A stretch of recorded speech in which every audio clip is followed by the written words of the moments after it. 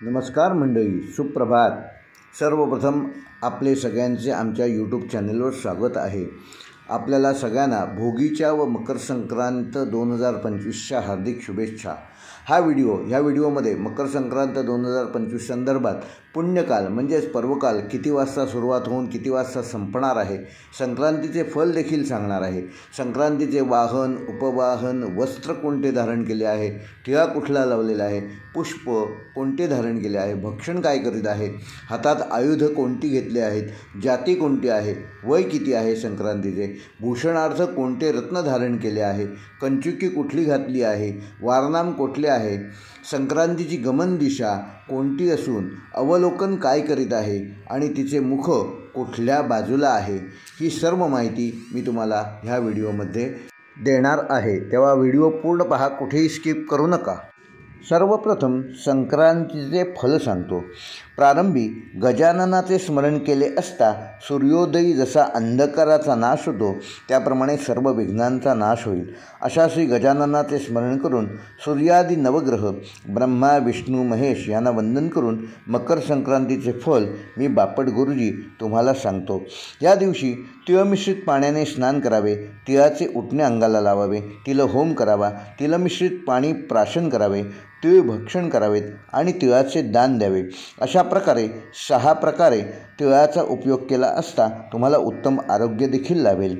विक्रम संवत 2081 शके 1946 पौष कृष्ण प्रतिपदा पुनर्वसू नक्षत्रात विष्कंभ योग सुरू असताना बालवकरणावर ही संक्रांत आलेली आहे. दिनांक 14 जानेवारी 2025 रोजी सकाळी 8:55 सूर्य मकर राशीत प्रवेश करत आहे.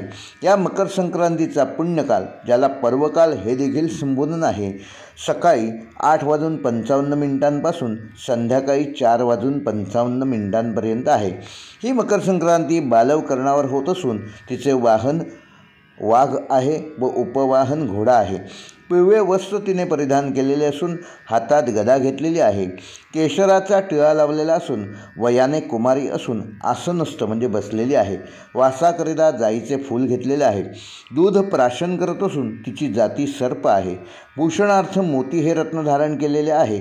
वारनाव, संक्रांतीचे वारनाव आणि नक्षत्रनाव हे महोदरी हे आहे. सामुदाय मुहूर्त 45 असून पूर्वेकडून पश्चिमेकडे जात आहे आणि वायव्य दिशेस पाहत आहे. आता संक्रांतीच्या पर्वकालात शक्यतो कठोर विषय, कटू शब्द, अपशब्द बोलू नयेत, वृक्ष आणि गवत तोडू नयेत, कामविषय सेवन करू नये.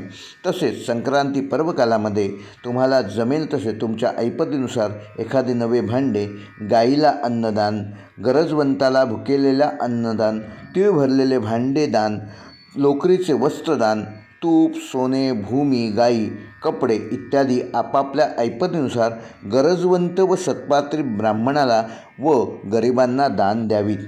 आता मकर संक्रांतीच्या वेळीस नेमकं आपल्या हिंदू सणांच्या वेळी चुकीच्या अफवा पसरवल्या जातात, तरी कुणी त्या अफवांवर विश्वास ठेवू नये आणि अशा अफवा पसरवण्यास येऊ नयेत ही मी तुम्हाला विनंती करतो. आता मकर संक्रांतीचे जन्मनक्षत्रावरून म्हणजे तुमचे जे जन्मनक्षत्र आहे त्याच्यावरून तुम्हाला कोणते फल मिळणार आहे ते वधित करतो. आद्रा, पुनर्वसू, पुष्य हे नक्षत्र ज्यांचं आहे त्यांना प्रवास योग संभवतो. आश्लेषा, मेघा आणि पूर्वा तसेच उत्तरा, फाल्गुनी, हस्त आणि चित्रा ही नक्षत्र ज्यांची आहेत त्यांना भोग म्हणजे सुखप्राप्ती होणार आहे. स्वाती, विशाखा आणि अनुराधा नक्षत्र असणाऱ्यांना व्यथा म्हणजे दुःख प्राप्त होणार आहे. तसेच ज्येष्ठा, मूळ, पूर्वाषाढा, उत्तराषाढा, श्रवण आणि धनिष्ठा ही नक्षत्र ज्यांची आहेत त्यांना वस्त्रलाभ संभवतो. ज्यांचे जन्मनक्षत्र शततारका, पूर्वा भाद्रपदा आणि उत्तरा भाद्रपदा आहे त्यांना हानी म्हणजे नुकसान संभवते. तेव्हा त्यांनी आर्थिक व्यवहार करताना देखील शेअर मार्केटसारख्या गोष्टींपासून दूर राहावे. ज्यांचे जन्मनक्षत्र रेवती, अश्विनी, भरणी, कृत्तिका, रोहिणी आणि मृगा आहे त्यांना धनलाभ संभवतो. तेव्हा अशा जन्मनक्षत्र असणाऱ्या जातकांनी योग्य ठिकाणी गुंतवणूक करून धनलाभ प्राप्त करून घ्यावा. हे होते मकर संक्रांतीचे फल. व्हिडिओ पूर्ण पाहिल्याबद्दल धन्यवाद. व्हिडिओ आवडल्यास लाईक करा, शेअर करा आणि चॅनेल सबस्क्राईब करा.